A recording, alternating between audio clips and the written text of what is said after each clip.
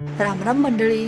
रोज रोज तेच तेच खाऊन खूप कंटाळा आला होता. म्हणलं आता काहीतरी आपण नवीन करावं. मग ठरवलं मुगाचे धिरडे करायचे.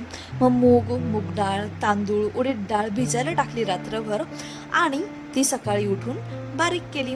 बारीक केल्यानंतर मस्तपैकी त्याची पेस्ट केली, जसं की जाडसर आणि थोडंसं पातळ असं केलं.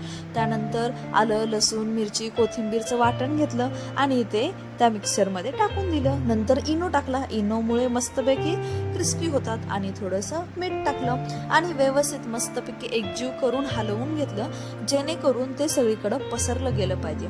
आणि जेवढं पाहिजे तेवढं पातळ करून घेतलं, म्हणजे पाणी टाकून घेतलं, जेणेकरून व्यवस्थित डोसा तयार होईल किंवा धिरडं तयार होईल.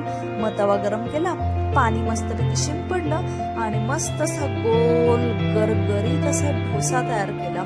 खरं तर हे खूप डाएटवालं काम आहे, कारण हे सगळे डायटिशियन लोक खात असतात. पण काय सांगायचं, ह्या तोंडाचे, ह्या जिभेचे चोचले पुरवण्यासाठी असलं काहीतरी नवीन नवीन करावंच लागतं. मग मस्तपैकी असा डोसा तयार केला आणि तो क्रिस्पी होईपर्यंत मस्तपैकी भाजला आणि उलटा करून घेतला. उलटा ह्याच्यासाठी कारण तो दोन्ही साईडनी व्यवस्थित आणि छान भाजला गेला पाहिजे. तर असं तुम्हाला जर कंटाळा आला तर तुम्ही अशा वेगवेगळ्या प्रकारच्या गोष्टी करून खाऊ शकता.